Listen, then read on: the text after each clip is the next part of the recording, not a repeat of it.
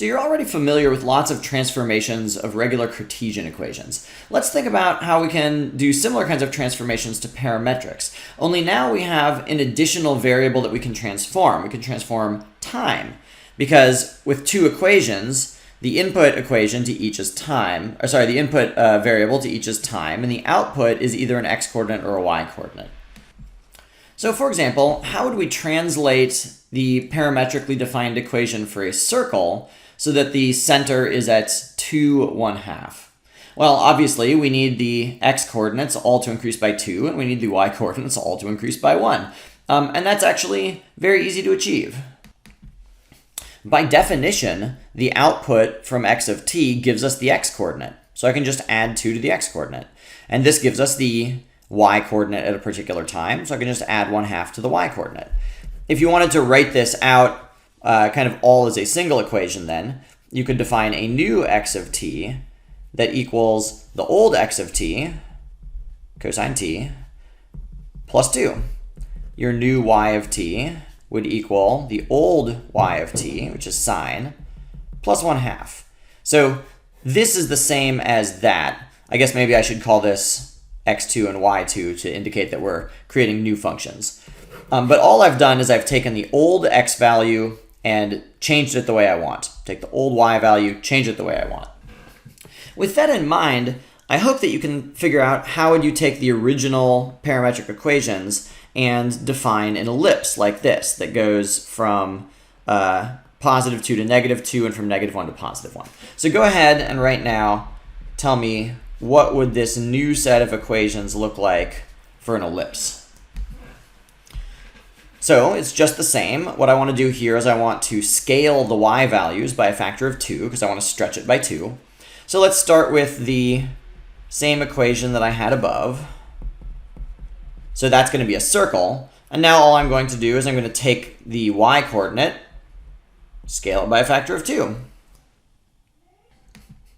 So what if we were going to shift on the inside? What if we were going to graph x of t minus 45 and y of t minus 45 as a parametric equation? In your old way of thinking, you might imagine that this is like a right shift by 45 and a shift up by 45. But now you know that that doesn't really make sense, because if I wanted to change the x and y coordinates, I'd need to change on the outside of the x and y functions, because only on the outside of the function do you actually have an x or a y coordinate. If I'm shifting here, what I'm really shifting is I'm shifting the t variable, which is time.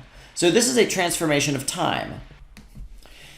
If we rewrite the equations with the t substituted with t minus 45, you can see that this is the new set of equations that we were talking about here.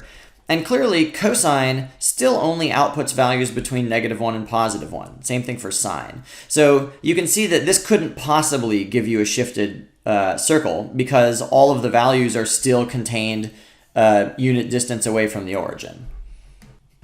So you can probably guess where this is headed. If I plug in time equals 45, the x-coordinate is going to be the cosine of 0, which is the x-coordinate when the angle is 0, so that would be 1. And the y-coordinate is going to be the sine of 0, because 45 minus 45 is 0.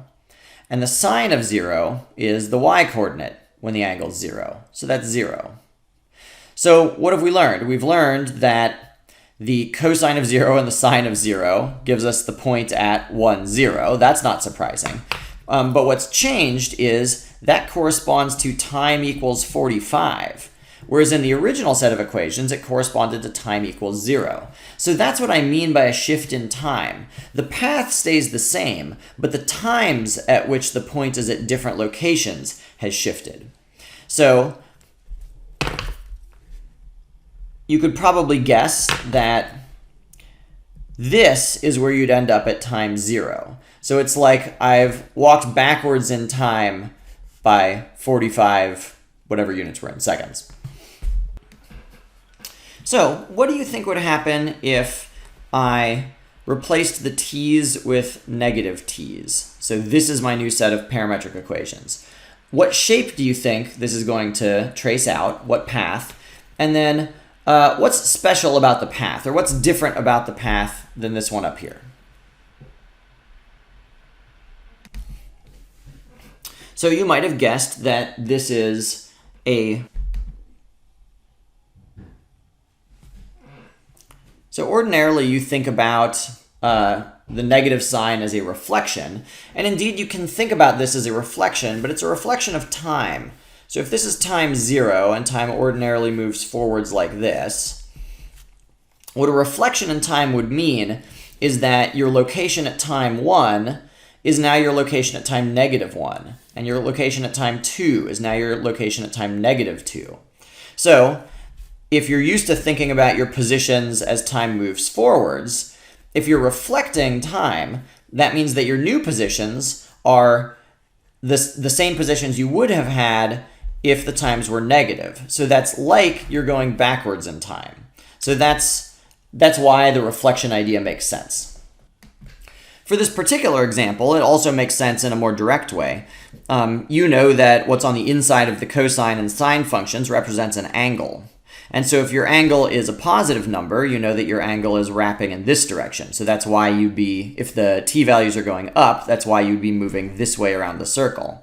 But if your angle is negative, that means that your angle is wrapping in the other direction. So if the time values are going from 0 to 1 to 2 and so on, that means that the angles are going 0 to -1 to -2 and so on. And so that would be like a motion this direction around the circle. So it's the same idea because in this example, time is the same as angle. But what's really happening here is a change in the times. And for our example, it just looks like a change in the angles because time equals the angle.